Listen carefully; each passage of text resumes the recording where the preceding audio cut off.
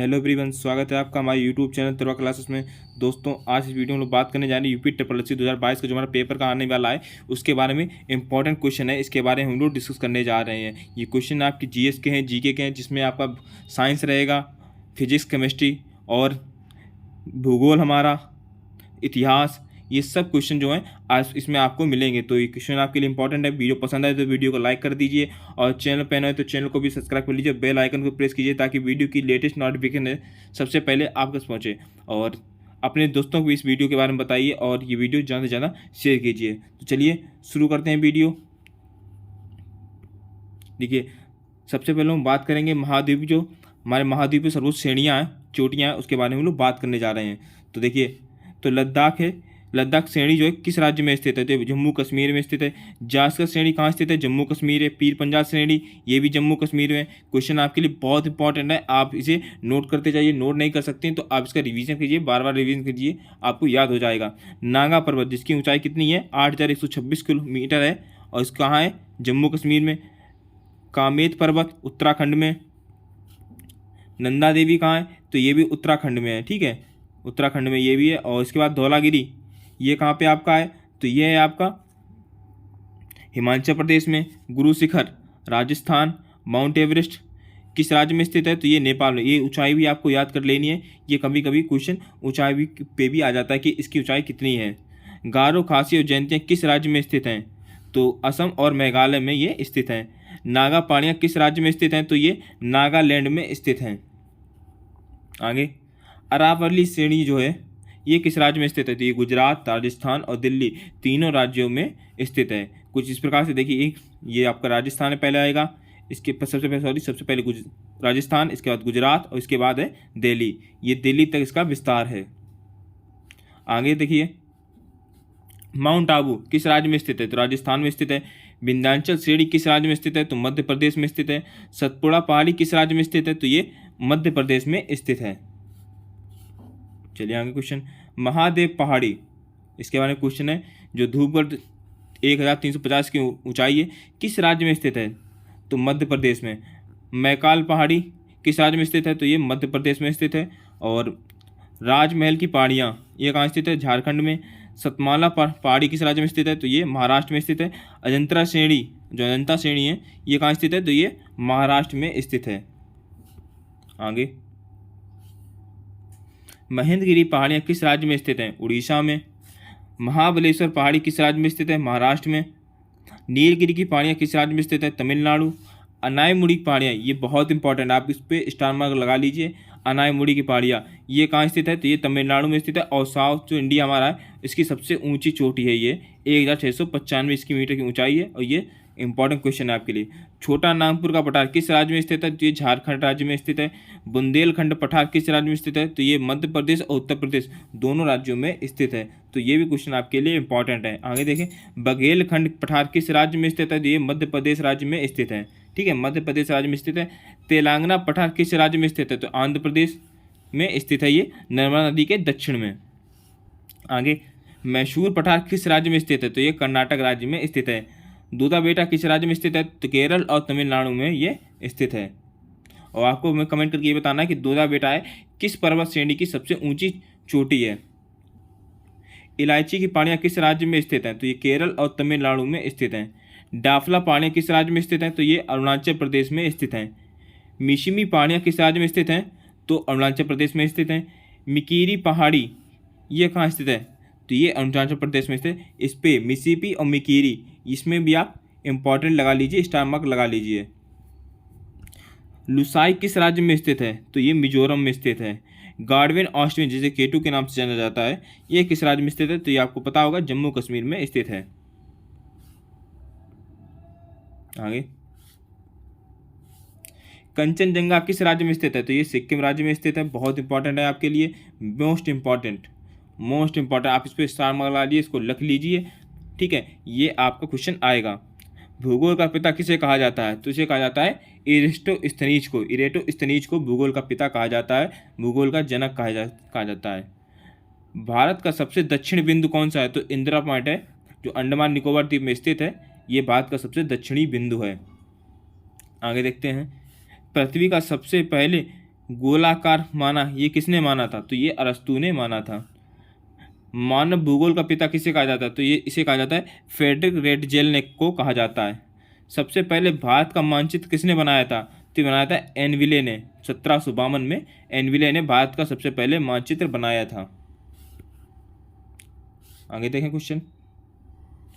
अध्ययन के लिए स्वतंत्र विषय के रूप में भूगोल को कब मान्यता मिली थी? 19वीं शताब्दी में इसे मान्यता मिल गई थी। आगे देखें क्वेश्चन। देखिए क्वेश्चन अभी आपके भूगोल के चल रहे हैं, इसके बाद साइंस के आएंगे, हिंदी के भी क्वेश्चन इसमें ऐड हैं। तो ये क्वेश्चन सारे के सारे आपके लिए इंपॉर्टेंट हैं। वीडियो अभी तक शेयर नहीं की तो वीडियो को शेयर कर दीजिए, वीडियो को लाइक भी कीजिए। भारत को सर्वप्रथम विश्व मानचित्र पर किसने दर्शाया था? बहुत इंपॉर्टेंट क्वेश्चन है। टॉलेमी ने दर्शाया था। जो टॉलेमी है इसने भारत को सर्वप्रथम विश्व मानचित्र पर दर्शाया था। पृथ्वी की परिधि का करीब सही मापन किसने किया था? तो इरेटोस्थनीज ने किया था। कौन एंथ्रोपोजियोग्राफी ग्रंथ के रचयिता हैं? तो ये फ्रेडरिक रेडजेल। जियोग्राफी का शब्द का प्रयोग सबसे पहले किसने किया था? तो ये किया था इरेटोस्थनीज ने किया था। ठीक है, चलिए अब आगे क्वेश्चन देखते हैं हम लोग। किसने सबसे पहले विश्व का मानचित्र मापक बनाया था? तो ये बनाया था एनगो सिमिंडर ने बनाया था। आगे, सबसे पहले किसने चंद्र ग्रहण का कारण चंद्रमा का पर जो है पृथ्वी की छाया का पड़ना बताया था? तो ये बताया था आर्यभट्ट ने। बहुत इंपॉर्टेंट क्वेश्चन है कि आर्यभट्ट ने सबसे पहले ये बताया था कि चंद्रमा का जो ग्रहण है, चंद्र ग्रहण है, ये चंद्रमा पर पृथ्वी की छाया पड़ने से होता है। आगे देखते हैं क्वेश्चन। किसने सबसे पहले भौगोलिक तत्वों को पीरियोडिस यानी पृथ्वी को वर्णन पुस्तक के माध्यम से क्रमबद्ध किया था? तो ये कहते हैं हिकेटियस ने किया था। आगे क्वेश्चन। भारत में शीत मरुस्थल कौन जाना जाता है? तो जाना जाता है लद्दाख। शीत मरुस्थल के नाम से जाना जाता है लद्दाख। ठीक है, बहुत इंपॉर्टेंट क्वेश्चन है। और जैसलमेर जो है ये सबसे हॉट जो है मरुस्थल के नाम से जाना जाता है भारत में। आगे देखते हैं क्वेश्चन, बहुत इंपॉर्टेंट क्वेश्चन है ये भी। भारत की देशांतर स्थिति क्या है? मोस्ट इंपॉर्टेंट क्वेश्चन है, स्टार मार्क लगा लीजिए इस पर, आप इसको नोट कर लीजिए। क्वेश्चन बहुत इंपॉर्टेंट है आपको। तो कितना है? 67.60 मिनट से 97.25 मिनट तक। भारत में कितने केंद्र शासित प्रदेश हैं? तो ये 8 केंद्र शासित प्रदेश हैं। पहले 9 थे लेकिन अब 8 हो गए हैं। आगे, किस देश के साथ न्यू मूर द्वीप के कारण भारत का विवाद है? तो बांग्लादेश के साथ इसका विवाद चल रहा है। भारत किस गोलार्ध में स्थित है? तो भारत जो उत्तरी गोलार्ध है उसमें स्थित है। केंद्र शासित प्रदेश दादर नागर हवेली भारत के किन राज्यों के बीच स्थित है? तो इसे स्थित है गुजरात और महाराष्ट्र के बीच। आगे देखते हैं।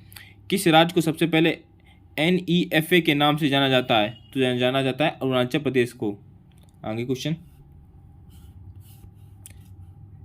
केंद्र शासित प्रदेश अंडमान निकोबार द्वीप समूह की राजधानी पोर्ट ब्लेयर को किस द्वीप पर स्थित है? पोर्ट ब्लेयर जो है किस द्वीप पर स्थित है? तो ये दक्षिणी अंडमान द्वीप है, इस पे स्थित है ये। आगे, कौन सा राज्य उत्तर पूर्वी जो राज्य है 7 बहनों के नाम का भाग नहीं है? तो सिक्किम और पश्चिम बंगाल। सिक्किम और पश्चिम बंगाल है, ये जो 7 सिस्टर के नाम से जो 7 पूर्वी जो हमारे पूर्वी राज्य जाने जाते हैं उसमें सिक्किम और पश्चिम बंगाल नहीं है। तो ये भी आपको याद रखना है। आगे, कौन सा महत्वपूर्ण अक्षांश भारत को 2 भागों में बांटता है? तो 23.3 मिनट उत्तर, ये जो है अक्षांश भारत को 2 भागों में काटता है। आगे, उत्तर भारत में उप हिमालय के क्षेत्र में के सारे फैला समतल मैदान को क्या उत्तर भारत के हिमालय के जो क्षेत्र है इसके सारे जो फैला समतल मैदान को क्या कहा जाता है? जिसे कहा जाता है भावर। भावर कहा जाता है। आगे, कोरी निवेश का कहाँ स्थित है? तो ये कच्छ के रण में स्थित है। आगे, भारत का कौन सा राज्य 3 ओर से बांग्लादेश से घिरा हुआ है? तीनों ओर से बांग्लादेश से घिरा हुआ है तो त्रिपुरा है। ठीक है, त्रिपुरा जो है ये तीनों ओर से घिरा हुआ है बांग्लादेश से। आगे, भारत के किस स्थान को मरुस्थल की राजधानी कहा जाता है? तो ये जैसलमेर को कहा जाता है मरुस्थल की राजधानी। अरावली और बिंद श्रृंखलाओं के बीच कौन सा पठार है? मालवा का पठार स्थित है। झांसी नहर जो नहर है भारत के किस राज्य में स्थित है? उत्तर प्रदेश में। जो झांसी नगर जो है ये भारत किस राज्य में स्थित है? उत्तर प्रदेश राज्य में स्थित है। भारत की किस सबसे लंबी सुरंग पीर पंजाल सुरंग है, ये किस राज्य में स्थित है? तो ये जम्मू कश्मीर राज्य में स्थित है। भारत और पाकिस्तान के बीच सीमा का निर्धारण किसने किया? सर सिरिल जॉन रेडक्लिफ ने किया था। इसी नाम से जो है रेडक्लिफ लाइन जो जानी जाती है भारत और पाकिस्तान के बीच और भारत बांग्लादेश के बीच। आगे देखते हैं, भारत का सबसे जो राज्य है, कौन सा राज्य चीन नेपाल भूटान के साथ सीमा संघर्ष स्पर्श करता है? तो ये सिक्किम करता है। ठीक है, आगे देखते क्वेश्चन। सियाचिन ग्लेशियर भारत के किस राज्य में स्थित है? जम्मू कश्मीर राज्य में स्थित है। सियाचिन ग्लेशियर भारत के जम्मू कश्मीर राज्य में स्थित है।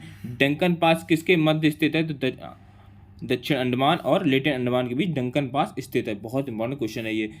भारत की भूमि का सबसे उत्तरी भाग क्या कहलाता है? इंदिरा कॉल कहलाता है। देखिए अब नदियों के बारे में क्वेश्चन आए हैं, जियोग्राफी ही चल रही है अभी, लेकिन अब क्वेश्चन नदियों से हैं। देखते क्वेश्चन, भारत में बहने वाली भारत की सबसे लंबी नदी कौन सी है? जो भारत में ही अकेले बहती है तो गंगा नदी है। इसकी लंबाई कितनी है? 2525 किलोमीटर इसकी लंबाई है। कावेरी नदी कहाँ गिरती है? तो बंगाल की खाड़ी में गिरती है। पंजाब के निर्माण में सबसे महत्वपूर्ण नदी कौन सी है? सिंधु नदी है। कौन सी नदी पश्चिम की ओर बहती है और अरब सागर में गिरती है? तो नर्मदा नदी है। मोस्ट इंपॉर्टेंट क्वेश्चन है ये। नर्मदा नदी है ये पश्चिम की ओर बहती है। ऐसी कम ही नदियाँ हैं जो पश्चिम की ओर बहती हैं। आगे क्वेश्चन, कौन सी दो नदियाँ की जो लंबाई है लगभग समान है? सिंधु और ब्रह्मपुत्र की लंबाई लगभग समान है। आगे, कावेरी जल विवाद किस राज्य में है? किन दो राज्यों के बीच कावेरी जल विवाद है? तो ये कर्नाटक और तमिलनाडु के बीच कावेरी जल विवाद है। किस नदी को बृहद गंगा के नाम से जाना जाता है? बृहद गंगा के नाम से जाना जाता है तो गोदावरी। आगे, कौन सी नदी अपना मार्ग बदलने के लिए प्रसिद्ध है? तो कोसी नदी जो है अपना मार्ग बदलने के लिए प्रसिद्ध है और कोसी नदी को ही बंगाल जो है बिहार का शोक कहा जाता है। आगे, कौन सी नदी कपिल जलधारा प्रपात का निर्माण करती है? तो नर्मदा। कौन सी नदी उड़ीसा का शोक कही जाती है? तो ब्राह्मणी जो नदी है ये उड़ीसा का शोक कही जाती है। और बात करते हैं यदि पश्चिम बंगाल की, इसका शोक कौन सी नदी कहा जाता है? दामोदर नदी। आगे देखते हैं, भारत के ऐतिहासिक दार्शनिक स्थल के बारे में क्वेश्चन है ये। अमरनाथ गुफा कहाँ स्थित है? कश्मीर में स्थित है। सूर्य मंदिर कहाँ स्थित है? तो ये कोणार्क में। ठीक है, कोणार्क में स्थित है। बृहदेश्वर मंदिर कहाँ स्थित है? तंजौर में स्थित है। दिलवाड़ा मंदिर कहाँ स्थित है? माउंट आबू पे। ठीक है, आमेर दुर्ग कहाँ स्थित है? तो जयपुर में स्थित है। इमामबाड़ा कहाँ स्थित है? तो लखनऊ में स्थित है। ठीक है, मोस्ट इंपॉर्टेंट क्वेश्चन है आपके लिए ये। आगे देखते हैं, वृंदावन गार्डन कहाँ स्थित है? तो मैसूर है वहाँ पे स्थित है। वृंदावन से आप ये ना समझ लीजिए कि यूपी में स्थित है या वृंदावन में स्थित है, मथुरा आप लगा के आ जाए तो आपका ऑप्शन जो है गलत हो जाएगा। ये मैसूर में स्थित है। चिल्का झील कहाँ स्थित है? तो उड़ीसा में स्थित है। ये खारे पानी की झील है चिल्का झील और उड़ीसा में स्थित है। अजंता की गुफाएं कहाँ स्थित हैं? औरंगाबाद में स्थित हैं। मालाबार हिल्स कहाँ स्थित है? मुंबई में स्थित है। गोमतेश्वर मंदिर श्रवणबेलगोला कहाँ स्थित है? तो कर्नाटक में स्थित है ये। बुलंद दरवाज़ा कहाँ स्थित है? तो फतेहपुर सीकरी में जो है बुलंद दरवाज़ा स्थित है। अकबर का मकबरा कहाँ स्थित है? तो सिकंदरा आगरा में स्थित है। आगे, जोग प्रपात कहाँ स्थित है? तो मैसूर में स्थित है। रणथंभौर का किला कहाँ स्थित है? सवाई माधोपुर में। एलिफेंटा की गुफाएं कहाँ स्थित है? मुंबई में। इंडिया गेट कहाँ स्थित है? दिल्ली में। सांची का स्तूप कहाँ स्थित है? भोपाल में। और मीनाक्षी मंदिर कहाँ स्थित है? तो मदुरै में स्थित है ये। आगे देखते हैं, स्वर्ण मंदिर कहाँ स्थित है? स्वर्ण मंदिर कहाँ स्थित है? तो ये मोस्ट इंपॉर्टेंट क्वेश्चन है, अमृतसर में स्थित है। एलोरा की गुफाएं कहाँ स्थित हैं? तो ये भी आपके लिए बहुत इंपॉर्टेंट क्वेश्चन है, औरंगाबाद में स्थित है एलोरा की गुफाएं। हवा महल कहाँ स्थित है? तो हवा महल स्थित है जयपुर में। आप सभी को पता होगा हवा महल जयपुर में स्थित है। जंतर मंतर कहाँ स्थित है? दिल्ली में। दिल्ली में जंतर मंतर स्थित है। शेर शाह का मकबरा ये कहाँ स्थित है? तो ये सासाराम में। बहुत इंपॉर्टेंट क्वेश्चन है ये सासाराम। ठीक है, बहुत इंपॉर्टेंट क्वेश्चन है। सासाराम जो है शेर शाह का मकबरा यहाँ पे बना हुआ है। नटराज मंदिर कहाँ स्थित है? चेन्नई में स्थित है नटराज मंदिर। गेटवे ऑफ इंडिया मुंबई में स्थित है गेटवे ऑफ इंडिया। कावेरी जल विवाद किन दो राज्यों में स्थित है? किन दो राज्यों के बीच है? तो ये कर्नाटक और तमिलनाडु। सॉरी, ये क्वेश्चन पहले आ चुका है लेकिन दोबारा आगे तो पढ़ लीजिए तो इससे आपका डिवीजन भी हो जाएगा। किस राज्य के साथ न्यूमोर द्वीप के कारण भारत का विवाद है? तो बांग्लादेश के साथ है। अगली, किस नदी को बिहार का शोक कहा जाता है? कोसी नदी को कहा जाता है। चलिए आगे क्वेश्चन देखते हैं। देखिए, किस बंदरगाह को भारत का प्रवेश द्वार कहा जाता है? तो मुंबई को। और यहीं पे क्या है? Gateway of India. ठीक है, आगे देखते हैं। किस राज्य की समुद्र रेखा जो है, तट रेखा सबसे ज़्यादा लंबी है? तो गुजरात की सबसे ज़्यादा लंबी है। ठीक है, और भारत की यदि बात करते हैं टोटल कितनी लंबाई है तट रेखा की, तो 6100 किलोमीटर, 6100 किलोमीटर। ठीक है, इतनी लंबाई है।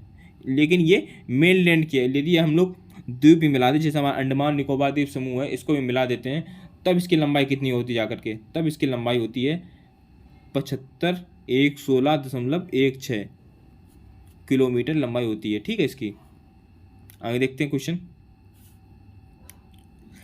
किस स्थान पर 1911 ईस्वी में विश्व की प्रथम हवाई डाक सेवा प्रारंभ की गई थी? तो इलाहाबाद के नैनी के माध्यम से। ठीक है, कोंकण रेल मार्ग किस राज्य में से होकर गुजरता है? तो ये पश्चिमी घाट से होकर गुजरता है।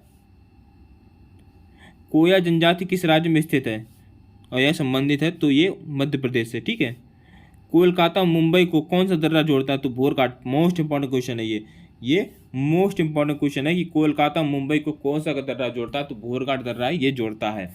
आगे देखते हैं। कौन सा बंदरगाह भारतीय समुद्री व्यापार का पूर्वी द्वार कहा जाता है? तो कोलकाता, जो हल्दिया है, कोलकाता में जो हल्दिया, इसे कहते हैं पूर्वी द्वार। ठीक है, समुद्री व्यापार का पूर्वी द्वार कहा जाता है। चलिए अब कुछ उनके उपकरण और उनके कार्य भी जान लेते हैं। ये क्वेश्चन भी काफ़ी बार एग्जाम में आए हुए हैं कि आपको क्वेश्चन बताना है। ठीक है, बैरोमीटर किस में प्रयोग होता है? तो वायुमंडल दबाव जो है, एयर प्रेशर को नापने के लिए इसका प्रयोग किया जाता है। स्टेथोस्कोप का प्रयोग कैसे किया, किसके लिए किया जाता है? हृदय और फेफड़ों की गति सुनने के लिए किया जाता है। आगे देखते हैं। कार्डियोग्राम का प्रयोग किया जाता है हृदय गति को जांच के लिए। आगे हाइड्रोमीटर का प्रयोग किया जाता है द्रव को अपेक्षित घनत्व को जांचने के लिए किया जाता है। मैग्नोमीटर का प्रयोग किया जाता है जो पौधों के जड़ों को दाब माप की। ठीक है, पौधों की जड़ों के दाब माप के लिए मैग्नोमीटर का प्रयोग किया जाता है। रेन गेज का प्रयोग वर्षा का मापक है ये। रिएक्टर स्केल भूकंप और तीव्रता का मापक। आगे देखते हैं। फेरोमीटर समुद्र की गहराई मापने के लिए प्रयोग होता है। एमिनोमीटर हवा की शक्ति तथा गति की माप के लिए प्रयोग होता है। हाइग्रोमीटर वायुमंडल की आर्द्रता को मापने के लिए प्रयोग होता है। सिस्मोग्राफ भूकंप मापी यंत्र है। और सेक्सटेंट ये दो वस्तुओं की कोणीय दूरी माप के लिए। ठीक है, आगे ये क्वेश्चन आपके लिए बहुत इंपॉर्टेंट है। वीडियो शेयर कर दीजिए, वीडियो को लाइक कर दीजिए, चैनल पर नए तो चैनल को भी सब्सक्राइब कर लीजिए और बेल आइकन को प्रेस कीजिए और वीडियो को ज़्यादा से ज़्यादा शेयर कीजिए। ठीक है, चलिए आगे देखते हैं। अमीटर का प्रयोग पहियों द्वारा तय की गई दूरी। क्रेस्कोग्राफ पौधों की वृद्धि की माप। टेकोमीटर वायुयान की गति की मापने, वायुयान की जो गति इसको मापने के लिए किया जाता है। सिस्मोमैनोमीटर तो रक्तदाब के लिए। ठीक है, रक्तदाब जो है इसके लिए। सेब में कौन सा अम्ल पाया जाता है? तो ये मैलिक अम्ल पाया जाता है। ठीक है, मैलिक अम्ल पाया जाता है। चलिए आगे देखते हैं। इमली में कौन सा अम्ल पाया जाता है? टार्टरिक अम्ल पाया जाता है। दूध दही में कौन सा अम्ल पाया जाता है? लैक्टिक अम्ल पाया जाता है। सिरके में कौन सा अम्ल पाया जाता है? तो एसिटिक अम्ल पाया जाता है। लाल चींटी के डंक में, लाल चींटी के डंक में मोस्ट इंपॉर्टेंट क्वेश्चन है ये, लाल चींटी के डंक में कौन सा एसिड पाया जाता है? तो पाया जाता है फॉर्मिक एसिड, फॉर्मिक अम्ल पाया जाता है। नींबू व खट्टे पदार्थों में कौन सा अम्ल पाया जाता है? तो साइट्रिक एसिड पाया जाता है, साइट्रिक अम्ल पाया जाता है। टमाटर के बीज में कौन, जो बीज है उसमें कौन सा अम्ल पाया जाता है? तो ऑक्सैलिक अम्ल पाया जाता है, ऑक्सैलिक अम्ल पाया जाता है। आगे देखते हैं। किडनी की पथरी को क्या कहते हैं? तो कैल्शियम ऑक्सलेट कहते हैं, कैल्शियम ऑक्सलेट कहते हैं। आगे देखते हैं। ये क्वेश्चन आपके साइंस से रिलेटेड है, क्वेश्चन काफ़ी इंपॉर्टेंट है आपके लिए। प्रोटीन पाचन में कौन सा अम्ल प्रयोग सहयोगी है? तो हाइड्रोक्लोरिक अम्ल, HCl जो है ये प्रयोग है। साइलेंट वैली कहाँ स्थित है? केरल में स्थित है। आगे देखते हैं। अंतर्राष्ट्रीय सौर गठबंधन का मुख्यालय कहाँ स्थित है? गुरुग्राम में स्थित है। विक्रम साराभाई अंतरिक्ष केंद्र कहाँ स्थित है? तिरुवनंतपुरम में स्थित है। सतीश धवन अंतरिक्ष केंद्र है ये कहाँ स्थित है? तो श्रीहरिकोटा में स्थित है। भारतीय कृषि अनुसंधान केंद्र कहाँ स्थित है? नई दिल्ली में स्थित है। चलिए क्वेश्चन देखें हम लोग अब। देखिए यहाँ से हमारे 150 क्वेश्चन हो गए हैं। अभी कितने हमारे क्वेश्चन बाकी हैं? तो 350 क्वेश्चन अभी हम लोग बाकी हैं। चलिए आगे देखते हैं। केंद्रीय चावल अनुसंधान का स्थान कहाँ स्थित है? तो कटक उड़ीसा में स्थित है। हॉकी वर्ल्ड कप 2023 का आयोजन किस देश में होगा? तो भारत में होगा। हॉकी का जादूगर किसे कहते हैं? तो मेजर ध्यानचंद को हॉकी का जादूगर कहते हैं। क्योटो प्रोटोकॉल संबंधित है ग्रीन हाउस गैस से। मेट्रियल प्रोटोकॉल का संबंध किससे? ओजोन परत से संबंधित है ये। और रामसर कन्वेंशन किससे संबंधित है? आर्द्र भूमि के संरक्षण से ये संबंधित है। स्टॉकहोम का सम्मेलन कब हुआ था? तो 1912 है उसमें यहाँ पे हुआ था। विश्व बैंक का मुख्यालय कहाँ स्थित है? वाशिंगटन डीसी में इसका मुख्यालय स्थित है। और एशियाई विकास बैंक का मुख्यालय कहाँ स्थित है? तो मनीला में इसका मुख्यालय स्थित है। संयुक्त राष्ट्र पर्यावरण कार्यक्रम का मुख्यालय कहाँ स्थित है? नैरोबी केन्या में स्थित है। विश्व व्यापार संगठन का मुख्यालय कहाँ स्थित है? तो ये जिनेवा में स्थित है। और यूनेस्को का मुख्यालय कहाँ स्थित है? पेरिस में। मोस्ट इंपॉर्टेंट क्वेश्चन है ये सारे के सारे आपके इंपॉर्टेंट क्वेश्चन है। ये जितना भी है इस लिस्ट में जितना भी आ रहा है ये काफ़ी इंपॉर्टेंट है। ये पूछ देते हैं कि इसका मुख्यालय कहाँ स्थित है। और एम्नेस्टी इंटरनेशनल का मुख्यालय कहाँ स्थित है? तो ये लंदन में स्थित है। चलिए आगे देखें क्वेश्चन हम लोग अब। पेट्रोलियम उत्पादक देश के संगठन का मुख्यालय कहाँ स्थित है? तो वियना में स्थित है। आर्थिक सहयोग विकास संगठन का मुख्यालय कहाँ स्थित है? पेरिस में स्थित है। अंतर्राष्ट्रीय श्रम संगठन का मुख्यालय कहाँ स्थित है? जिनेवा में स्थित है। फाल्कन 9 रॉकेट किस स्पेस एजेंसी ने लॉन्च किया है? तो स्पेस एक्स, जो इलॉन मस्क की कंपनी है स्पेस एक्स, इसने फाल्कन 9 लॉन्च किया है, रॉकेट लॉन्च किया है। होप मिशन किस देश के द्वारा लॉन्च किया गया था? तो ये यूएई, संयुक्त अरब अमीरात के द्वारा लॉन्च किया गया था। आगे देखें। 2017 में भारत ने 104 सैटेलाइट किस व्हीकल द्वारा लॉन्च किए थे? तो PSLV 330 से C-37 द्वारा लॉन्च किया गया था। किस दर्रे से सतलुज नदी का जो है भारत में प्रवेश करती है? तो सिपिला दर्रे से प्रवेश करती है। अब नाथुला दर्रा ये किस राज्य में स्थित है? सिक्किम राज्य में स्थित है। बोमडिला दर्रा कहाँ स्थित है? अरुणाचल प्रदेश में स्थित है। तुजू दर्रा किस राज्य में स्थित है? मणिपुर राज्य में स्थित है। और टाइगर स्टेट किसके नाम से किसे जाना जाता है? तो मध्य प्रदेश, क्योंकि यहाँ पे सबसे ज़्यादा टाइगर है। मध्य प्रदेश में ही सबसे ज़्यादा टाइगर है। आगे, सिमलीपाल टाइगर रिजर्व कहाँ स्थित है? उड़ीसा में स्थित है। नागरहोल टाइगर रिजर्व कहाँ स्थित है? कर्नाटक में स्थित है। पलामू टाइगर रिजर्व किस राज्य में स्थित है? झारखंड में। और टडोबा अंधेरी टाइगर रिजर्व कहाँ स्थित है? महाराष्ट्र में स्थित है। चलिए अब कुछ रासायनिक नाम और उनके सूत्र हैं। ये भी काफ़ी क्वेश्चन आते हैं, कई बार आपके जो क्वेश्चन है एग्जाम में आ जाते हैं। साधारण नमक, इसका रासायनिक सूत्र क्या है? NaCl। बेकिंग सोडा क्या है? NaHCO3। आगे, दावन सोडा का क्या है? Na2CO3 10H2O। आगे देखते हैं। कास्टिक सोडा, इसका क्या रासायनिक सूत्र है? NaOH। सुहागा, इसका रासायनिक सूत्र का काफ़ी इंपॉर्टेंट क्वेश्चन है। ये काफ़ी इंपॉर्टेंट क्वेश्चन है आपके लिए कि सुहागा का कई बार पूछ देते हैं। सुहागा के क्या है? तो सुहागा क्या है? Na2B4O7 10H2O। आगे देखते हैं। फिटकरी का रासायनिक सूत्र, बहुत इंपॉर्टेंट क्वेश्चन है। फिटकरी का रासायनिक सूत्र क्या है? कौन सा है? K2SO4 Al2SO4 का होल थ्राइज 24H2O। आगे, लाल दवा का रासायनिक सूत्र कौन सा है? तो KMnO4। आगे, कास्टिक पोटास का रासायनिक सूत्र कौन सा है? तो KOH है। और शोरा का रासायनिक सूत्र कौन सा है? KNO3 है। विरंजक चूर्ण का रासायनिक सूत्र कौन सा है? तो CaOCl। ठीक है, ये है। आगे देखते हैं। चूने का पानी का रासायनिक सूत्र कौन सा है? तो CaOH का। ठीक है, CaOH का। आगे देखते हैं। जिप्सम का रासायनिक सूत्र कौन सा है? तो ये CaSO4 2H2O। ठीक है, 2H2O। और चूने का पानी क्या था आपका? CaOH2। आगे देखते हैं। प्लास्टर ऑफ पेरिस का रासायनिक सूत्र कौन सा है? तो ये CaSO4 ½ H2O। आगे, चौक का रासायनिक सूत्र कौन सा है? चौक का रासायनिक सूत्र कौन सा है? CaCO3। ठीक है, CaCO3 है। आगे, चूना पत्थर का रासायनिक सूत्र कौन सा है? CaCO3। ये भी चूना पत्थर का रासायनिक सूत्र है। आगे देखते हैं। संगमरमर का रासायनिक सूत्र कौन सा है? तो ये CaCO3। ये भी है। ठीक है, ये गलत है आपका। ठीक है, संगमरमर का रासायनिक, लेकिन हाँ ये सही है, ये भी सही है। आगे देखते हैं। नौसादर का रासायनिक सूत्र कौन सा है? NH4Cl है। आगे, लाफिंग गैस का रासायनिक सूत्र कौन सा है? N2O है। चलिए आगे देखते हैं। लिथाज का रासायनिक सूत्र कौन सा है? तो पीबीओ। और गैलेना का रासायनिक सूत्र कौन सा है? तो पीबीएस। तो ये आपके जो रासायनिक सूत्र हैं ये भी आप याद कर लीजिए, काफ़ी इंपॉर्टेंट क्वेश्चन है आपके लिए। ये क्वेश्चन भी आपके एग्जाम में आ सकता है, पेट के एग्जाम में आ सकता है, और आने वाले एग्जाम में जो भी क्वेश्चन आपके हैं आ सकते हैं। चलिए अब हिंदी के बारे में बात करते हैं। प्रमुख कवि, उनकी रचनाएं और रचनाकार जो है इसके बारे में है। खुमान रासो दलपति विजय ने इसकी रचना की है। पृथ्वीराज रासो, चंद्रवरदाई ने, परमान रासो कवि जगनीक हैं, इन्होंने रचना की है। बीसलदेव रासो, नरपति नाल, आगे हमीर रासो, संगरधर, जयचंद्र प्रकाश, केदार भट्ट और बीजक के रचनाकार हैं कबीर। पद्मादत्त की रचना किसने की है? मलिक मोहम्मद जायसी ने की है। तो ये क्वेश्चन आपके लिए इंपॉर्टेंट है। आगे देखते हैं।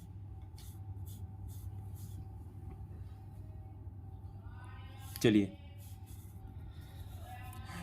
सूरसागर की रचनाकार कौन है? सूरदास। साहित्य लहरी की रचना किसने की है? सूरदास ने की है। सूरसरावली की रचना किसने की? सूरदास ने की। देखिए सूरदास ने केवल ये 3 रचनाएं मिलती हैं, तो ये आपको याद रख लेना है। इसके अलावा सूरदास की कोई रचना नहीं है। सूरसागर, सूर साहित्य लहरी और सूरसारावली। इसके बाद देखते हैं, रामचरितमानस की रचना किसने की है? तुलसीदास के रचनाकार हैं। विनय पत्रिका के रचनाकार कौन से? तुलसीदास। कवितावली की रचनाकार कौन है? तुलसीदास। और दोहावली के रचनाकार कौन से? तो ये भी तुलसीदास ही हैं। आगे देखते हैं, गीतावली के रचनाकार तुलसीदास हैं, और कृष्ण गीतावली के रचनाकार है जो है रचनाकार तुलसीदास हैं। आगे देखते हैं, और रामचंद्र का इसके रचनाकार कौन है? तो केशवदास के रचनाकार हैं। अब आगे देखें, राग गोविंद के रचनाकार कौन से? तो ये इसकी रचनाकार है मीरा। राग सोरठा के रचनाकार कौन है? मीरा। ये इसके वीर मीरा ने इसकी रचना की थी। सुदामा चरित की रचना किसने की थी? नरोत्तम दास ने की थी। श्रृंगार सतसई इसके रचनाकार है रहीम है, ठीक है। श्रृंगार सतसई के रचनाकार है रहीम। आगे देखते हैं क्वेश्चन, बन्नाष्टक के रचनाकार कौन है? रहीम इसके रचनाकार हैं। रास पंचाध्याय इसके रचनाकार कौन है? तो रहीम इसके रचनाकार हैं। प्रेम वाटिका इसके रचनाकार कौन है? रसखान। सतसई बिहारी सतसई के रचनाकार कौन है? तो बिहारी जो है इसके सतसई के रचनाकार हैं। इस रचना का जो रचना हुई है इसका पूरा नाम है बिहारी सतसई, और इसके रचनाकार हैं बिहारी ने केवल एक ही रचना की है जिसके मिलती है बिहारी सतसई। आगे देखते हैं, प्रेम माधुरी के रचनाकार कौन से हैं? तो भारतेंद्र हरिश्चंद्र। प्रेम फुलवारी के रचनाकार कौन है? तो इसके भी हैं रचनाकार हैं भारतेंद्र हरिश्चंद्र, इसके रचनाकार हैं। आगे देखते हैं, सतसई सिंगार इसके रचनाकार कौन है? भारतेंद्र हरिश्चंद्र। और कश्मीर सुषमा के रचनाकार कौन है? श्रीधर पाठक इसके रचनाकार हैं। अब देखिए कुछ करंट अफेयर से रिलेटेड क्वेश्चन है, ये हिंदी के ही। साहित्य अकादमी बाल पुरस्कार से 2022 से किसको किसमें दिया गया है? भाषा और लेखक। तो लेखक कौन है? क्षमा शर्मा। हिंदी भाषा में पुरस्कार दिया गया इनको। इनकी रचना थी क्षमा शर्मा की चुनिंदा बाल कहानियाँ। क्षमा शर्मा की चुनिंदा बाल कहानियाँ, इसको जो है साहित्य अकादमी पुरस्कार दिया गया है। आगे देखते हैं, लेखक कौन है? जफर कलामी को उर्दू भाषा के लिए हौसलों की उड़ान का पुरस्कार दिया गया है। इनकी रचना थी हौसलों की उड़ान। अरसिया सतार को अंग्रेजी भाषा के लिए महाभारत फॉर चिल्ड्रन ये पुरस्कार दिया गया है। और आगे बात करते हैं, कुलदीप शर्मा को संस्कृत भाषा के लिए सचित्रम प्रहेलिका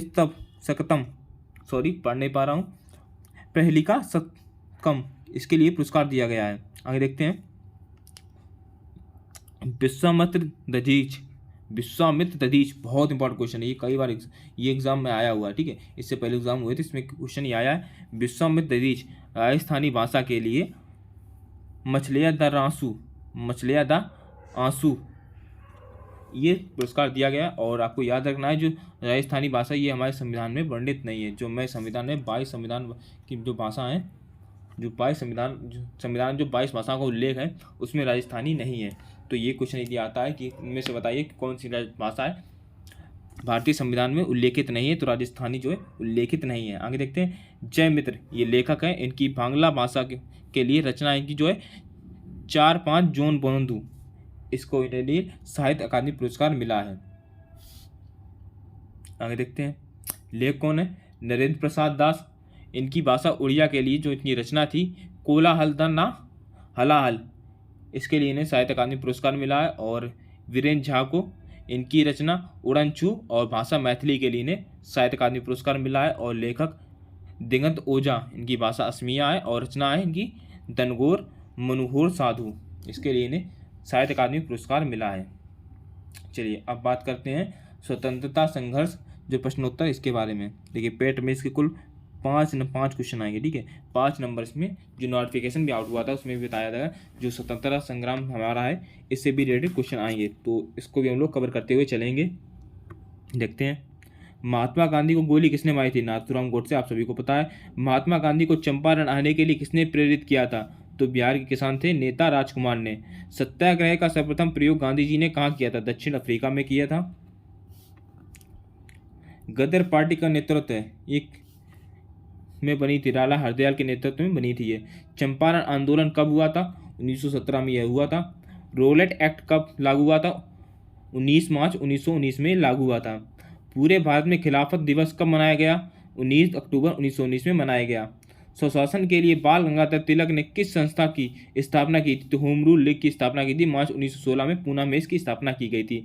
एनी बेसेंट ने होम रूल लीग की स्थापना कब और कहाँ किया था? तो सितंबर 1916 में मद्रास में की गई थी इसकी स्थापना। आगे देखते हैं एनी बेसेंट के नेतृत्व में होम रूल लीग की जो प्रथम सचिव कौन थे? तो ये थे जॉर्ज अनुडेल थे। जलियांवाला बाग हत्याकांड कहाँ हुआ था? अमृतसर में हुआ था। साबरमती आश्रम की स्थापना किसने की थी? तो महात्मा गांधी ने की थी। और महात्मा गांधी ने साबरमती आश्रम की स्थापना कब और कहाँ की थी? तो 1916 में अहमदाबाद में की थी। गदर पार्टी की स्थापना कब और कहाँ किया गया था? तो इसकी स्थापना की थी 1 नवंबर 1913 में सैन फ्रांसिस्को में अमेरिका में इसकी स्थापना की गई थी। आगे देखते हैं गदर पार्टी के पहले अध्यक्ष कौन थे? तो सोहन सिंह बखखाना ये थे इसके। भारत में सत्याग्रह का सबसे पहले प्रयोग गांधी जी ने कहाँ किया था? चंपारण में किया था। बिहार चंपारण में किया था सत्याग्रह का प्रयोग। आगे देखते हैं महात्मा गांधी को केसरे हिंद की उपाधि से कब नवाजा गया? तो सन 1915 में नवाजा गया था। चंपारण विद्रोह के कारण अंग्रेजों ने कौन सी प्रथा समाप्त करनी पड़ी? 3 खटिया प्रथा समाप्त करनी पड़ी थी। आगे देखते हैं महात्मा गांधी ने पहली बार भूख हड़ताल किसके समर्थन में किया था? तो 1918 में अहमदाबाद मिल मजदूर थे उनके समर्थन में सबसे पहले भूख हड़ताल की थी। 1918 में महात्मा गांधी ने गुजरात के खेड़ा जिले में कौन सा आंदोलन चलाया था? तो कर नहीं आंदोलन चलाया था। कांग्रेस के किस अधिवेशन में नरम दल और गरम दल में की एकता हुई थी? लखनऊ अधिवेशन में एकता हुई थी। अब आपको यह बताना है कि ये अलग कब हुए थे, ठीक है। सूरत स्प्लिट जो हुई थी, सूरत विभाजन हुआ था सूरत में, वहाँ भी दोनों अलग हो गए थे। गरम दल और नरम दल अलग अलग हो गए थे। मुस्लिम लीग और कांग्रेस ने मिलकर किस अधिवेशन में एक संयुक्त समिति का स्थापना की थी? लखनऊ अधिवेशन में इसकी स्थापना की थी।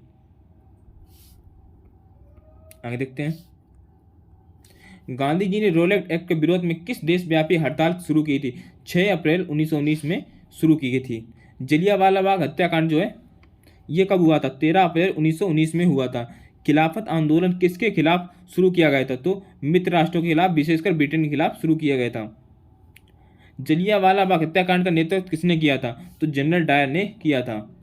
जलियांवाला बाग हत्याकांड जो है किस व्यक्ति की संपत्ति थी? जलियांवाला बाग किस व्यक्ति की संपत्ति थी? जल्ली नाम का एक व्यक्ति था, इसकी संपत्ति थी ये। आगे असहयोग आंदोलन कब शुरू किया गया? तो ये 1 अगस्त 1920 को असहयोग आंदोलन शुरू किया गया था। जलियांवाला बाग हत्याकांड किस भारतीय ने जनरल डायर का सहयोग किया था? तो हंसराज ने सहयोग किया था। हिंदू और मुस्लिम के संयुक्त कॉन्फ्रेंस की अध्यक्षता महात्मा गांधी ने कब की थी? तो 23 नवंबर 1919 में की थी। 23 नवंबर 1919 में की थी। खिलाफत आंदोलन किसके समर्थन में किया गया था? तो टर्की के जो खलीफा हैं इसके समर्थन में भारतीय मुसलमानों ने यह आंदोलन शुरू किया था। जिस जांच समिति का गठन ब्रिटिश सरकार ने किया था उन सदस्यों में कितने भारतीय थे? 3 भारतीय थे। आगे देखते हैं जलियांवाला बाग हत्याकांड में कितने लोगों की मौत हुई थी? तो हुई थी सरकारी रिपोर्ट के अनुसार 379 जो है लोग हैं इनकी मौत हो गई थी। और कांग्रेस समिति के अनुसार लगभग 1000 लोग मारे गए थे। जलियांवाला बाग हत्याकांड के पीछे क्या वजह थी? तो वजह थी डॉक्टर सत्यपाल और सैफुद्दीन किचलू की गिरफ्तारी के विरोध में ये जनसभा हो रही थी और जनरल डायर ने अंधाधुंध फायरिंग कर दी थी, जिससे ये लोग मारे गए थे। जलियांवाला बाग हत्याकांड के विरोध में वायसराय की कार्यकारिणी परिषद की सदस्यता में किसने इस्तीफा दे दिया? तो शंकरन नायर ने इस्तीफा दे दिया था। आगे, ब्रिटिश सरकार ने जलियांवाला बाग हत्याकांड की 8 सदस्यीय जांच समिति का गठन किसकी अध्यक्षता में किया था? लॉर्ड हंटर की अध्यक्षता में किया था। भर्ती करने वाला सार्जेंट किसे कहा जाने लगा? तो महात्मा गांधी ने को कहा जाने लगा था, क्योंकि उन्होंने प्रथम विश्व युद्ध के दौरान गांधी जी ने जो लोगों को सेना में भर्ती होने के लिए प्रोत्साहित किया था। आगे, रॉलेट एक्ट क्या था? तो रॉलेट एक्ट ये एक्ट था ऐसा कानून जिसमें किसी भी जो है ऐसे व्यक्ति को जो उठा लेंगे, मतलब मुकदमा चला लेंगे, उसको गिरफ्तार कर लेंगे, बस उन्हें अंदेशा होना चाहिए, उन्हें बस क्या होना चाहिए? संदेह होना चाहिए, उनके खिलाफ ना कोई वकील, ना दलील, ना अपील। चलिए आगे देखते हैं क्वेश्चन। भारत के प्रमुख नगर और उनके संस्थापक के बारे में बात करेंगे कि कौन से शहर की स्थापना किस व्यक्ति ने की थी। ये क्वेश्चन भी आपके लिए काफ़ी इंपॉर्टेंट है। तो चलिए देखते हैं। कोलकाता शहर की स्थापना की थी जॉब चारनाक ने की थी। मुंबई शहर की स्थापना ओनाल्ड ऑक्जिस ने की थी। आगे देखते हैं। भोपाल शहर की स्थापना राजा भोज ने। नई दिल्ली शहर की स्थापना एडमिन लुइसन ने की थी। आगरा शहर की स्थापना सिकंदर लोदी। इंदौर शहर की स्थापना अहिल्याबाई ने की थी। धार शहर की स्थापना राजा भोज ने की थी और तुगलकाबाद शहर की स्थापना मोहम्मद तुगलक ने की थी। आगे देखते हैं। जयपुर शहर की स्थापना किसने की थी? तो सवाई राजा सिंह जो है, सवाई राजा जयसिंह ने इन्होंने की थी। सागर जो एमपी में है, इसकी स्थापना किसने की थी?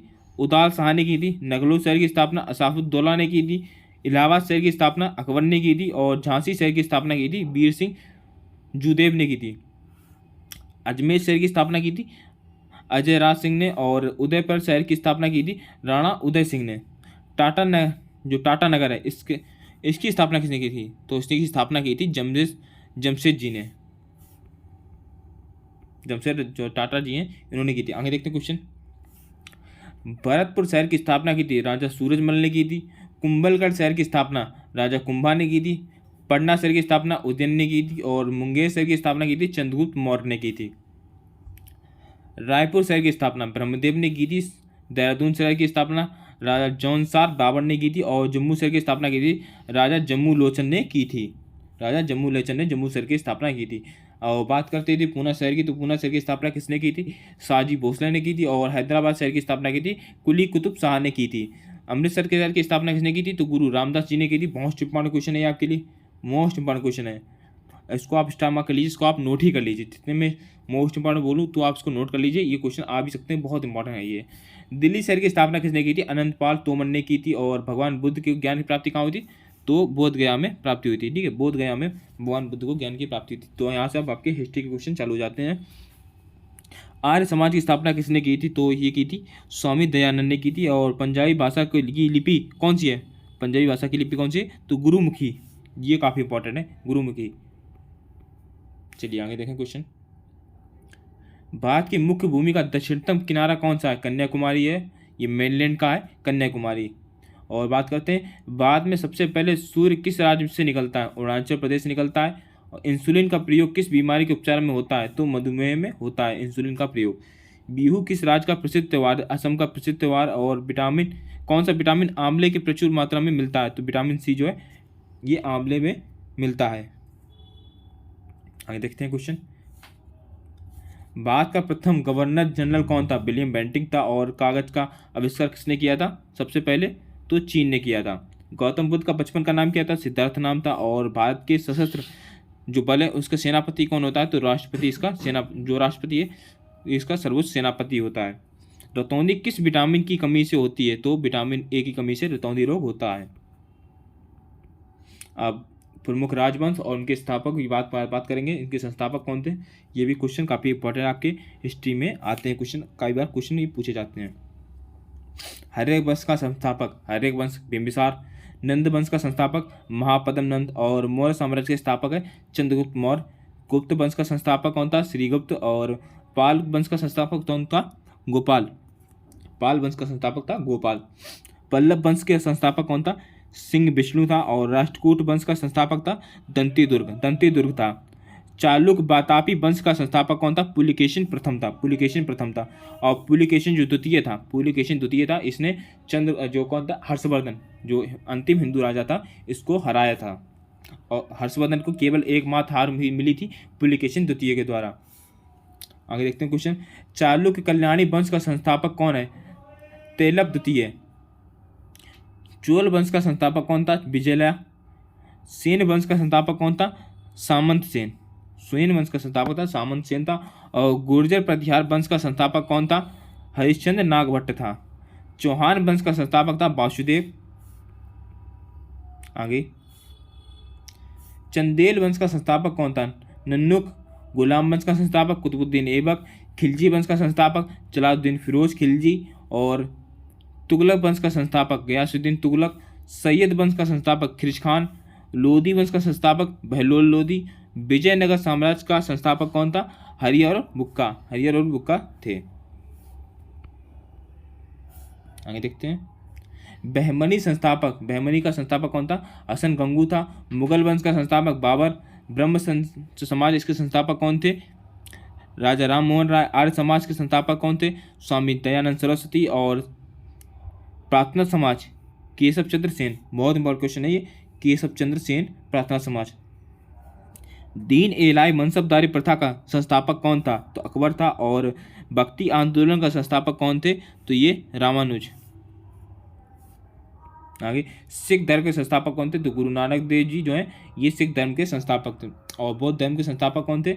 गौतम बुद्ध। जैन धर्म के संस्थापक कौन थे? तो महावीर स्वामी। और इस्लाम धर्म के संस्थापक कौन थे?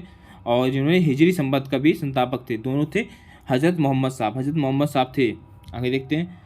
पारसी धर्म के प्रवर्तक और संस्थापक के रूप में किसे जाना जाता है? तो जरथुस्त्र को जाना जाता है। शक संबत के संस्थापक कौन थे? कनिष्क ने शक संबत की शुरुआत की थी। आगे देखते हैं। गुप्त संबत मौर्य वंश का संस्थापक के रूप में जाना जाता है चंद्रगुप्त मौर्य। आगे देखते हैं। न्याय दर्शन का संस्थापक कौन है? तो गौतम। ठीक है। आगे देखें क्वेश्चन हम लोग अब देखते हैं। देखिए वीडियो पसंद आ रही है तो वीडियो को लाइक कर दीजिए, चैनल को भी सब्सक्राइब कर लीजिए और बेल जो वीडियो है वो ज़्यादा से ज़्यादा शेयर कीजिए। ठीक है। आगे देखते हैं। वैश्विक दर्शन का संस्थापक कौन है? तो ये महर्षि कणाद।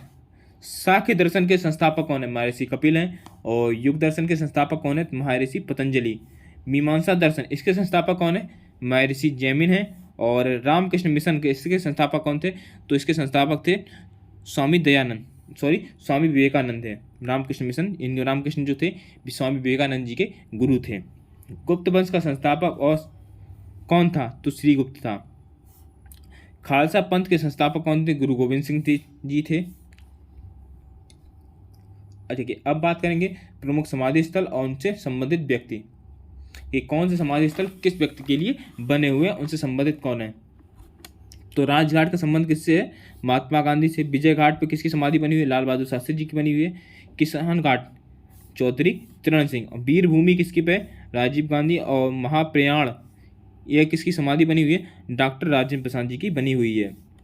ये क्वेश्चन काफ़ी लिए आपके लिए इंपॉर्टेंट है। ये सारे आपके क्वेश्चन इंपॉर्टेंट ही है, इसमें आपको कोई टिक मार नहीं करना, आपको बस नोट करना है, आपको रिवाइज करना है। जितना ज़्यादा आप रिवाइज करेंगे आपकी जो परफॉर्मेंस है उतनी ज़्यादा बढ़ेगी और आपको याद भी उतनी जल्दी होगा और आपका पेपर भी उतना अच्छा ही जाएगा। आगे बात करते हैं नारायण घाट, इस पर किसकी समाधि बनी हुई है? गुलजारीलाल नंदा जी की बनी हुई है। शांति वन पर किसकी समाधि बनी हुई है? जवाहरलाल नेहरू की बनी हुई है। शक्ति स्थल पर किसकी समाधि बनी हुई है? इंदिरा गांधी की। और चैत्रा भूमि पर किसकी समाधि बनी हुई है? डॉक्टर BR अम्बेडकर जी की बनी हुई है। कर भूमि पर किसकी समाधि बनी हुई है? शंकर दयाल शर्मा जी की बनी हुई है। चलिए आगे देखो क्वेश्चन।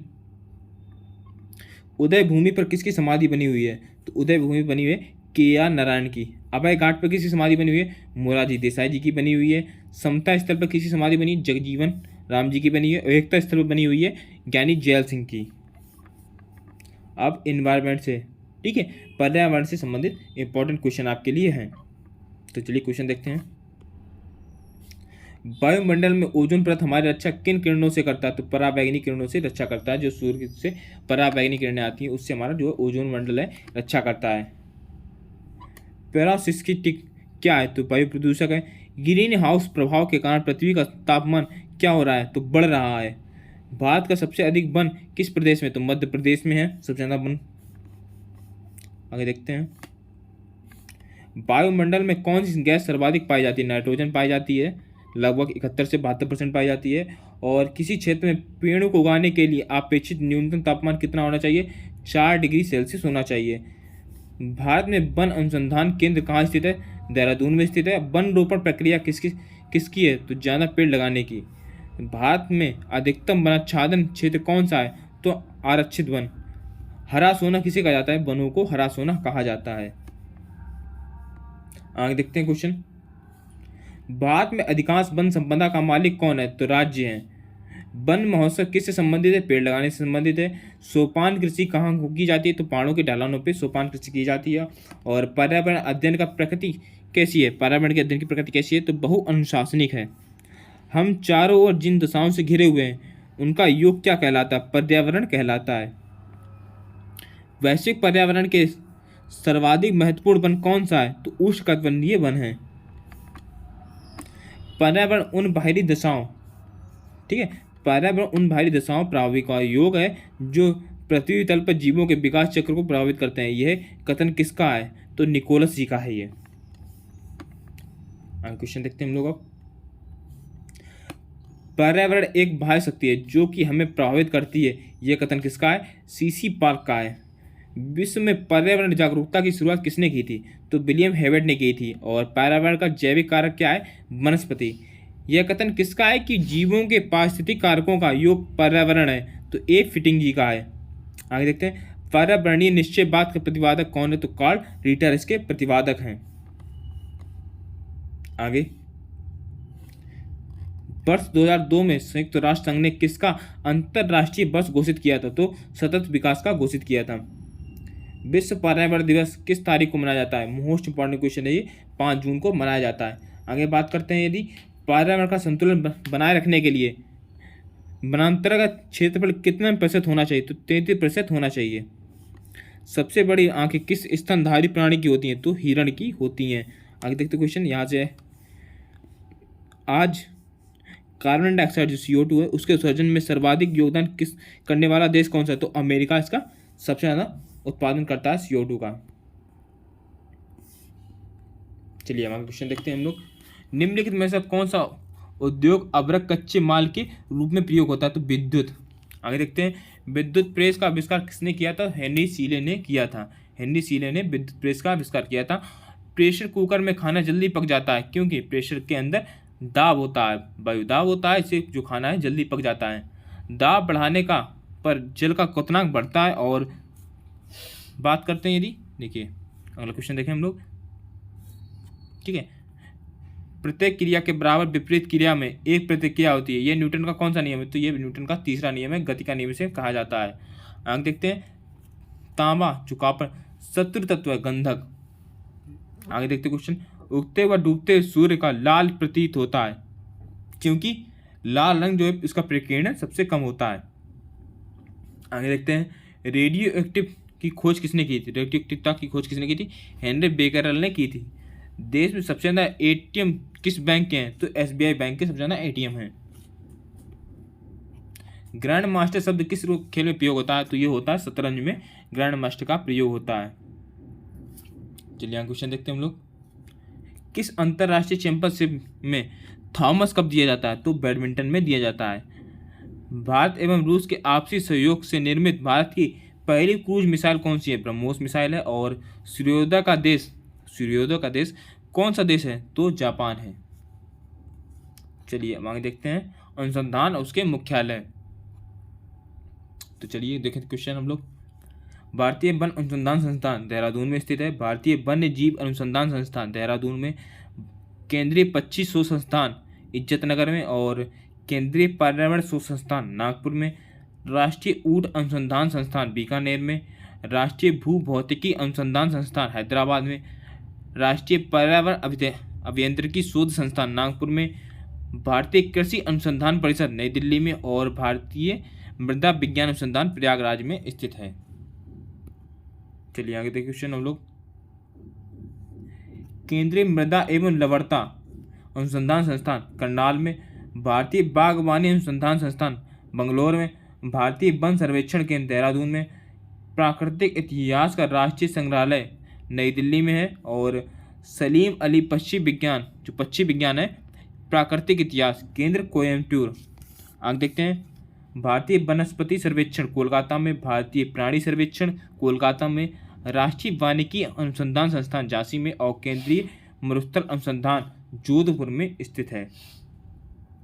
आगे क्वेश्चन, भारतीय मौसम विज्ञान कहाँ स्थित है? नई दिल्ली में। भारतीय मौसम वेधशाला पूना में स्थित है।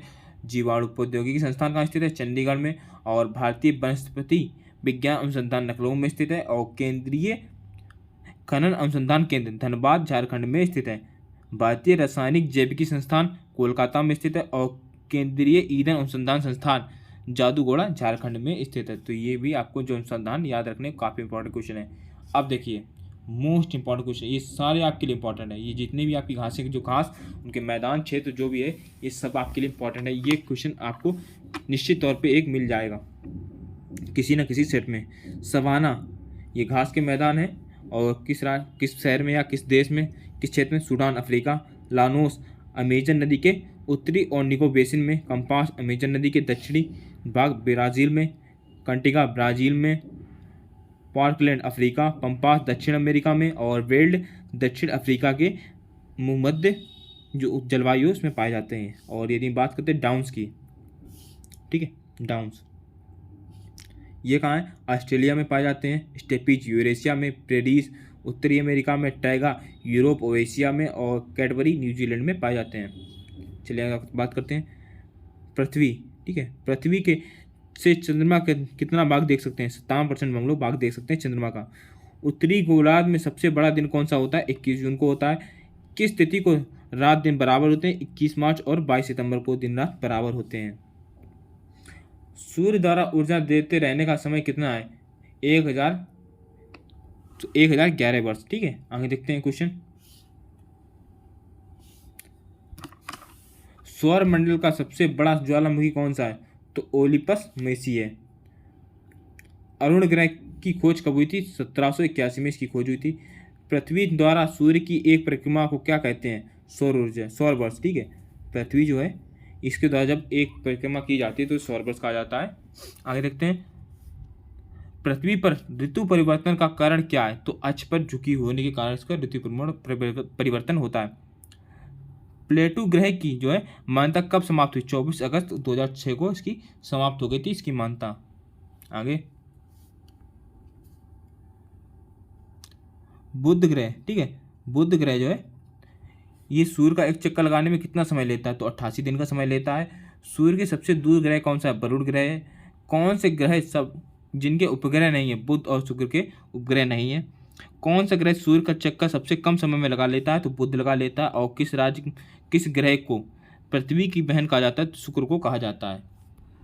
आगे देखते हैं, किस ग्रह पर जीवन है? तो पृथ्वी है। पृथ्वी का उपग्रह कौन सा है? चंद्रमा है, आप सभी को पता है।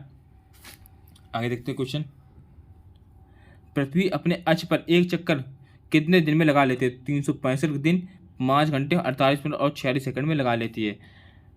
पृथ्वी को नीला ग्रह कहा जाता है। क्यों कहा जाता है? तो जल की उपस्थिति होने के कारण कहा जाता है।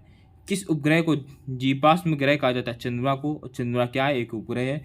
और कॉफ़ी में क्या पाया जाता है? कैफीन नामक प्यूरिन पाया जाता है।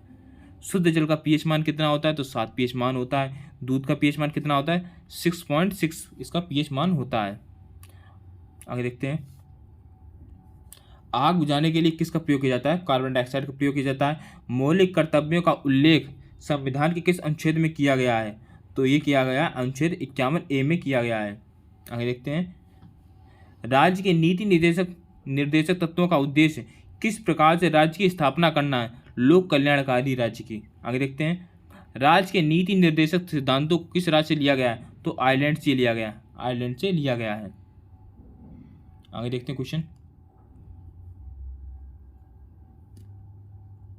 भारतीय संविधान के अंतर्गत कल्याणकारी राज्य की अवधारणा किस अनुच्छेद में वर्णित है? तो 99 अनुच्छेद में यह वर्णित है। राज्य के नीति निर्देशक तत्व भारतीय संविधान के किस अध्याय में वर्णित है? 4थे अध्याय में ये वर्णित है। राज्य के नीति निर्देशक तत्वों भारतीय संविधान किन अनुच्छेद में वर्णित है? तो 36 से 51, अनुच्छेद 36 से 51 तक के DPS पे जो है वर्णित है। आगे देखते हैं, रेफ्रिजरेटर कौन सी गैस प्रयोग होती है रेफ्रिजरेटर में? तो फ्रीऑन गैस प्रयोग होती है। हीटर के तार किस चीज़ से बने हुए थे? तो नाइक्रोम से बने हुए थे। प्रथम भारतीय फिल्म राजा हरिश्चंद्र के निर्माता कौन थे? तो दादा साहब फाल्के थे, दादा साहब फाल्के थे। आगे देखते क्वेश्चन, विश्व का सबसे बड़ा नदी द्वीप माजुली असम के किस जिले में स्थित है? तो पातालपुरी में। मंदिरों को पुण्य भूमि भारत के किस राज्य को कहा जाता है? तमिलनाडु को। भारत का मैनचेस्टर किसे कहा जाता है? अहमदाबाद को। भारतीय संविधान में संवर्धित सूची किसके संविधान से ली गई? तो ऑस्ट्रेलिया के संविधान से ली गई है। और गोल्डन गर्ल एवं उड़न परी के नाम से किस भारतीय खिलाड़ी को जाना जाता है? तो PT उषा को जाना जाता है। आगे देखते हैं, किसने सुझाव दिया था कि स्वतंत्रता प्राप्ति के बाद भारतीय राष्ट्रीय कांग्रेस को समाप्त कर दिया जाए? महात्मा गांधी ने। 1947 के भारतीय राष्ट्रीय कांग्रेस के दिल्ली अधिवेशन की अध्यक्षता किसने की थी? डॉक्टर राजेंद्र प्रसाद ने की थी। भूगोल का पिता किसे कहा जाता है? एरेटोस्थनीज को। भारत का सबसे दक्षिण बिंदु क्या है? तो इंदिरा पॉइंट, जो अंडमान निकोबार में स्थित है। पृथ्वी की सबसे पहला गोलाकार किसने माना? अरस्तू ने माना था। मानव भूगोल का पिता किसे कहा जाता है? फ्रेडरिक रेटजेल को कहा जाता है। सबसे पहले भारत का मानचित्र किसने बनाया था? एनविले ने बनाया था। और अध्ययन के लिए स्वतंत्र विषय के रूप में भूगोल को कब मान्यता मिली थी? 19वीं शताब्दी में इसको मान्यता मिल गई थी। भारत के सर्वप्रथम विश्व मानचित्र को किसने दर्शाया था? तो टॉलेनी ने दर्शाया था। पृथ्वी की परिधि का करीब सही मापन किसने किया था? तो एरेटोस्थनीज ने किया था। कौन एंथ्रोफिजियोग्राफी के ग्रंथ के रचयिता हैं? तो ये फ्रेडरिक रेटजेल हैं। और जियोग्राफी का शब्द का प्रयोग सबसे पहले किसने किया था? तो एरेटोस्थनीज ने किया था। किसने सबसे पहले विश्व का मानचित्र जो मापक बनाया था? तो ये बनाया था एनेक्सोमीटर ने बनाया था। सबसे पहले चंद्र ग्रहण जो है, चंद्र ग्रहण का कारण चंद्रमा का पृथ्वी पर की छाया बताया था। तो ये बताया था आर्यभट्ट ने बताया था। और क्वेश्चन है, किसने सबसे पहले भौगोलिक तत्वों का पीरियोडिस यानी पृथ्वी का वर्णन पुस्तक के माध्यम से क्रमबद्ध किया था? तो हिकेटिस ने किया था। तो आज के वीडियो के लिए बस इतना है। वीडियो पसंद आई है तो वीडियो को लाइक कर दीजिए। चैनल पर नए हैं तो चैनल को भी सब्सक्राइब कर लीजिए और बेल आइकन को प्रेस कीजिए ताकि वीडियो की नोटिफिकेशन है सबसे पहले आपके पास पहुंचे। और ये आज वीडियो का पहला पार्ट है। जो दूसरी वीडियो होगी इसका दूसरा पार्ट मिलेगा जिसमें आपके 500 क्वेश्चन और होंगे। इस प्रकार हम आपको 2000 क्वेश्चन कराएंगे जिससे आपकी जो पेड का एग्जाम है काफ़ी ईजी तरीके से क्लियर हो जाएगा। तो चलिए मिलते हैं अगली वीडियो में, तब तक के लिए धन्यवाद। जय हिंद, जय भारत।